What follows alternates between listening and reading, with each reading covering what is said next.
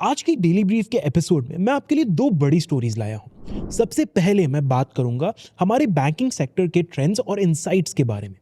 फिर हम डिस्कस करेंगे क्रेडिट और जीडीपी ग्रोथ के रिलेशनशिप को। Welcome to the daily brief, जहां हम मार्केट की सबसे बड़ी स्टोरीज और ट्रेंड्स को सिंप्लीफाई करते हैं। मैं हूं आपका होस्ट रोहित अग्रवाला। आज है ट्यूसडे 31 दिसंबर। आप हमें स्पॉटिफाई, एप्पल पॉडकास्ट या किसी भी प्लेटफॉर्म पर सुन सकते हैं। और अगर आप पढ़ना पसंद करते हैं तो हमारी नो स्पैम न्यूज़लेटर को सब्सक्राइब कर लीजिए फॉर अ क्विक रनडाउन। सब लिंक्स आपको डिस्क्रिप्शन में मिल जाएंगे। तो चलते हैं पहली स्टोरी पर। आरबीआई ने अभी एक इंटरेस्टिंग रिपोर्ट रिलीज की है, trends and progress of banking in India 2023-24। इसमें बैंकिंग सेक्टर के बारे में बहुत सारे डेटा और चार्ट्स दिए गए हैं, ग्लोबल बैंकिंग डेवलपमेंट से लेकर पॉलिसी चेंजेस तक। पर हर चीज कवर करना मुश्किल है, इसीलिए हम दो इंपॉर्टेंट स्टोरीज डिस्कस करेंगे। पहली स्टोरी, इंडियन बैंकिंग सिस्टम का परफॉर्मेंस। अब आप सोच रहे होंगे, पर इसे डिस्कस करना क्यों जरूरी है? सिंपल है, बैंक्स पैसों से रिलेटेड हर एक्टिविटी का सेंटर है, चाहे वो डिपॉजिट्स हो, लोन्स हो या रिकवरीज। जब पैसा मूव करता है तो इकोनॉमी भी चलती है।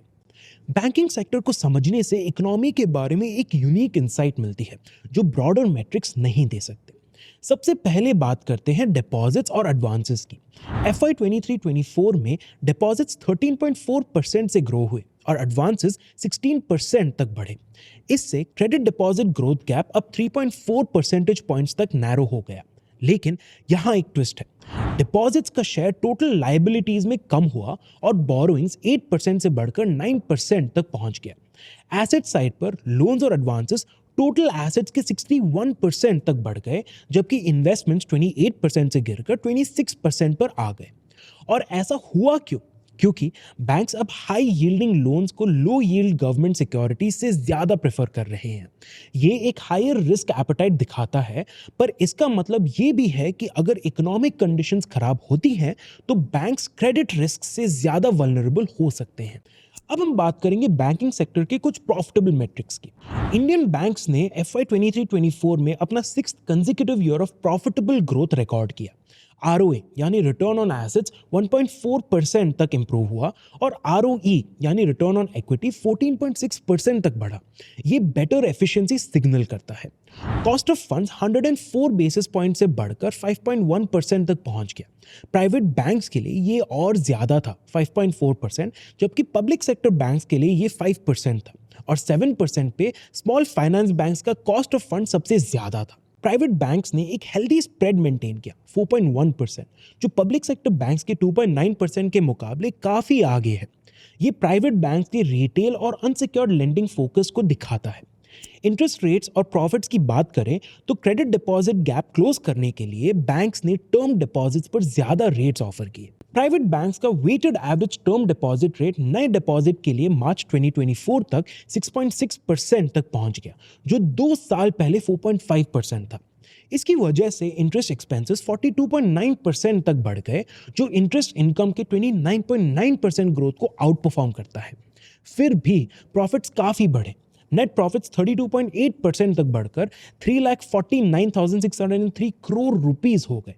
प्राइवेट बैंक्स ने 41.2% का ग्रोथ देखा, जबकि पब्लिक सेक्टर बैंक्स के प्रॉफिट 34.9% तक बढ़ा, एफिशिएंसी गेन्स और इंप्रूव्ड एसेट क्वालिटी की वजह से। अब आते हैं NPAs यानी नॉन परफॉर्मिंग एसेट्स पे। अच्छी खबर यह है कि ग्रोस NPAs 13 सालों की लोएस्ट लेवल 2.7% तक गिर गए और नेट NPAs एक डेकेड लो 0.62% तक आ गए। कैसे? बैंक्स ने रिकवरी एफर्ट्स को एग्रेसिवली परस्यू किया। SAR-FAE SI एक्ट, इसके थ्रू बैंक्स कोलैटरल एसेट्स को सीज करके बेच सकते हैं। ये फंड रिकवरी का एक डायरेक्ट और फास्ट प्रोसेस है। IBC यानी इंसॉल्वेंसी एंड बैंक्रप्सी कोड, ये कॉम्प्लेक्स केसेस के लिए रीस्ट्रक्चरिंग और लिक्विडेशन के लिए लीगल फ्रेमवर्क है। टोटल रिकवरीज का 48% IBC से आया और बैंक्स ने 28.3% अमाउंट्स रिकवर किए। सेल्स टू ARCs, बैंक्स अपने बैड लोन्स को एसेट रिकंस्ट्रक्शन कंपनीज या ARCs को सेल करते हैं। ये टोटल क्लियर्ड NPAs का 5.8% था, जो पिछले साल के कंपैरिजन में कम है। इन टूल्स के थ्रू बैंक्स ने अपने बैलेंस शीट्स ठीक किए, बैड लोन्स कम किए और अपनी ओवरऑल फाइनेंशियल हेल्थ इंप्रूव की। हर मैकेनिज्म का अपना एक स्पेसिफिक रोल है। आईबीसी बड़े कॉम्प्लेक्स लोन्स हैंडल करता है और एसएआर, एफएई, एसआई एक्ट छोटे एसेट बैक्ड लोन्स। अब चलिए सेक्टोरल क्रेडिट ट्रेंड्स पर फोकस करते हैं। रिटेल लेंडिंग जैसे पर्सनल लोन्स, होम लोन्स और व्हीकल फाइनेंसिंग में रोबस्ट ग्रोथ देखी गई। एमएसएमईज में भी सिग्निफिकेंट क्रेडिट ग्रोथ देखी गई emerging credit line guarantee scheme या ईसीएलजीएस जैसे स्कीम्स की वजह से। एग्रीकल्चर में मॉडेस्ट ग्रोथ हुई, लेकिन 8.5% के साथ इस सेक्टर में सबसे ज्यादा एनपीएस थे। इंफ्रास्ट्रक्चर और पावर जैसे सेक्टर्स में स्टेबल क्रेडिट ग्रोथ हुई, लेकिन हाई एनपीए लेवल्स की वजह से कुछ कंसर्न्स भी हैं। ये ट्रेंड्स एक डुअल नैरेटिव दिखाते हैं। हाई ग्रोथ सेक्टर जैसे रिटेल्स और एमएसएमईज में क्रेडिट फ्लो हो रहा है, जबकि एग्रीकल्चर और इंफ्रास्ट्रक्चर जैसे सेक्टर्स में लेगेसी इश्यूज परसिस्ट करते हैं। बिग पिक्चर देखा जाए तो इंडियन बैंक्स और स्ट्रांग हो रहे हैं, एनपीएस गिर रहे हैं, प्रॉफिटेबिलिटी बढ़ रही है। लेकिन कुछ रेड फ्लैग्स हैं जैसे हायर बोरोइंग्स, स्क्वीजिंग मार्जिन्स और lingering sectoral risks. Banks growth पर बड़ा बेट लगा रहे हैं, लेकिन ये एक कठिन बैलेंसिंग एक्ट भी है। बैंकिंग सिस्टम इकोनॉमी का बैकबोन है और इनका परफॉर्मेंस ब्रॉडर इकोनॉमिक हेल्थ के लिए एक रास्ता बनाता है। अब चलते हैं दूसरी स्टोरी पर। आरबीआई की रिपोर्ट का एक और इंटरेस्टिंग एंगल है जो हम इस स्टोरी में कवर करेंगे। ये एक डेटा हैवी रिसर्च के साथ सप्लीमेंट किया गया था जो क्रेडिट ग्रोथ और इकोनॉमिक ग्रोथ के बीच के रिलेशनशिप को एक्सप्लोर करता है। बात सिर्फ ये नहीं है कि कितना क्रेडिट दिया जा रहा है, बल्कि ये समझना जरूरी है कि उस क्रेडिट का यूज कैसे हो रहा है। ये ग्रोथ को फ्यूल करने और क्राइसिस क्रिएट करने के बीच चलने वाली एक फाइन लाइन है। इस एनालिसिस के मुताबिक 16 कंट्रीज के डेटा के बेसिस पर क्रेडिट और जीडीपी ग्रोथ के बीच एक इन्वर्टेड यू पैटर्न का रिलेशनशिप देखा गया। इसका क्या मतलब है? शुरुआत में जब क्रेडिट टू जीडीपी रेशियो बढ़ता है तो एक वर्चुअस साइकिल क्रिएट होती है। बिजनेसेस ज्यादा इन्वेस्ट करते हैं, हाउस होल्ड ज्यादा खर्च करते हैं, बेसिकली इकोनॉमी तेजी से ग्रो करती है। स्टडी के हिसाब से एक 113% का credit to GDP threshold identify किया गया है। इसे स्वीट स्पॉट कहा जा रहा है, जहां क्रेडिट ग्रोथ सबसे ज्यादा प्रोडक्टिव होती है। लेकिन अगर ये थ्रेशोल्ड क्रॉस हो जाए तो क्रेडिट ऐसे एरियाज में जाने लगता है जो कम प्रोडक्टिव या रिस्की होते हैं और ग्रोथ को बूस्ट करने के बजाय डैम्पन कर देता है। इंडिया का क्रेडिट टू जीडीपी रेशियो फिलहाल 90% है, जो इस ऑप्टिमल थ्रेशोल्ड के काफी नीचे है। ये एक पोटेंशियल दिखाता है कि क्रेडिट एक्सपेंशन के जरिए फर्दर इकोनॉमिक ग्रोथ को फ्यूल किया जा सकता है। लेकिन एक कैवियट यहाँ है, ये 113% का थ्रेशोल्ड कोई पत्थर की लकीर नहीं है। ये नंबर सिर्फ 16 कंट्रीज के डेटा पर बेस्ड है और इंडिया के फाइनेंशियल लैंडस्केप की कॉम्प्लेक्सिटीज को पूरी तरह से इंक्लूड नहीं करता, जैसे कि इनफॉर्मल क्रेडिट मार्केट्स का बड़ा role, regional disparities, financial literacy के वेरिंग लेवल्स।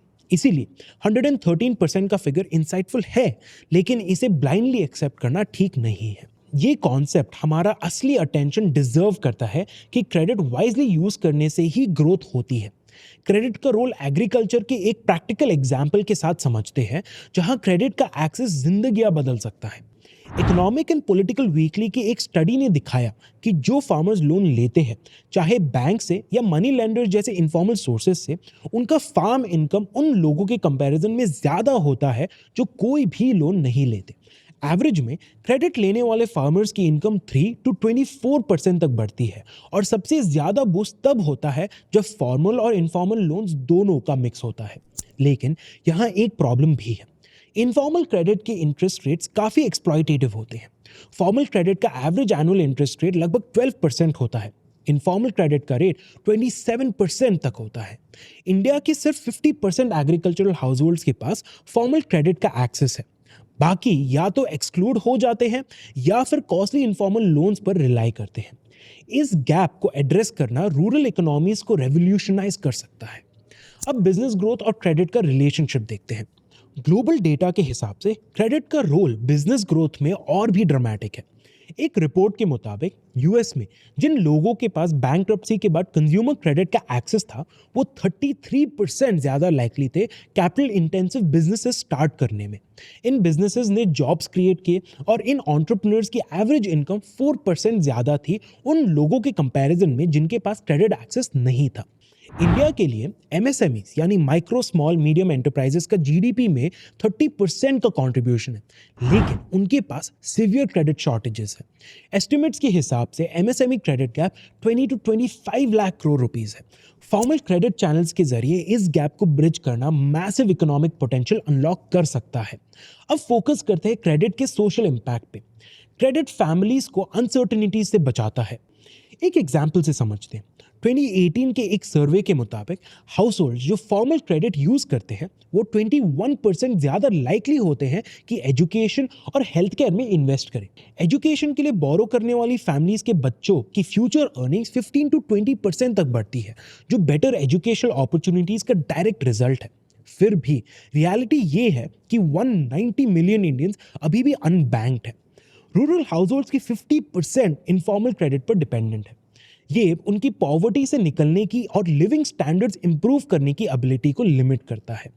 इन सारे डेटा पॉइंट्स के बीच आंध्र प्रदेश के 2010 का माइक्रो फाइनेंस क्राइसिस एक कॉशनरी स्टोरी बताता है। ये क्रेडिट मिसमैनेजमेंट का एक स्टार्क एग्जाम्पल है। एक्सेसिव लेंडिंग से डिफॉल्ट्स बढ़ने लगे और गवर्नमेंट ने माइक्रो फाइनेंस इंस्टीट्यूशंस पर क्रैकडाउन किया। इसकी वजह से रूरल वेजेस गिरे, कंजम्पशन ड्रॉप हुआ और स्मॉल बिजनेसेस को स्ट्रगल करना पड़ा। ये दिखाता है कि रिस्पॉन्सिबल क्रेडिट एक्सपेंशन कितना ज़रूरी है। ओवर एक्सटेंशन के रिस्क्स को इग्नोर नहीं करना चाहिए। फाइनेंशियल इंक्लूजन की बात करें तो इंडिया ने फाइनेंशियल इंक्लूजन एक्सपैंड करने में काफ़ी प्रोग्रेस की है।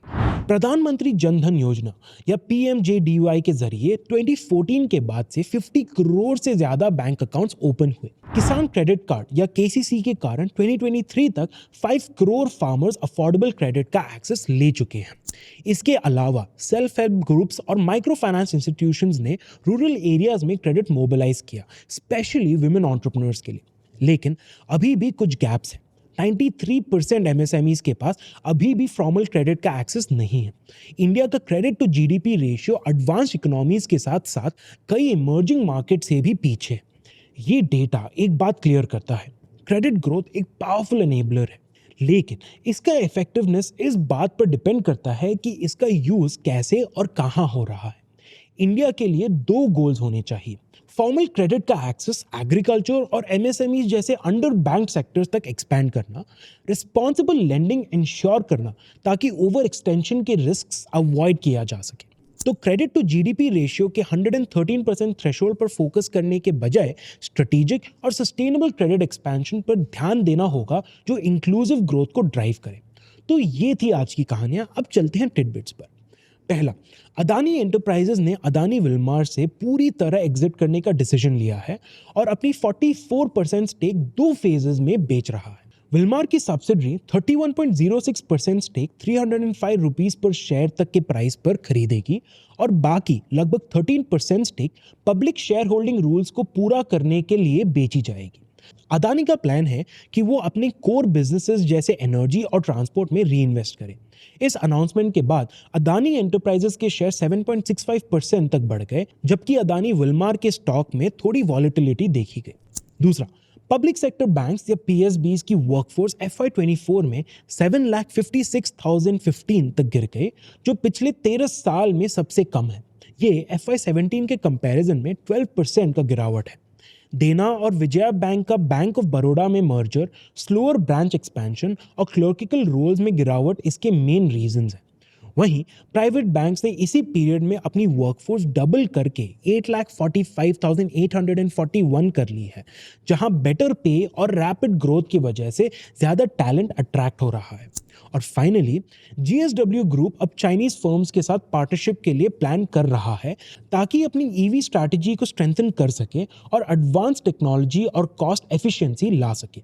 ये कोलैबोरेशन जीएसडब्ल्यू को इंडिया के बढ़ते ईवी मार्केट में एक स्ट्रॉन्ग प्लेयर बनाने का एम रखता है, जहां राइजिंग डिमांड और सपोर्टिव पॉलिसीज ग्रोथ को ड्राइव कर रही है। इस पार्टनरशिप से जीएसडब्ल्यू का ग्रीन मोबिलिटी में रोल और इन्वेस्टर इंटरेस्ट दोनों ही बढ़ने की संभावना है। तो ये थी आज की बड़ी कहानियां। मैं हूं रोहित अग्रवाला और ये था the daily brief. Like, share और सब्सक्राइब करना ना भूलें। मिलता हूं मैं आपसे अगले एपिसोड में।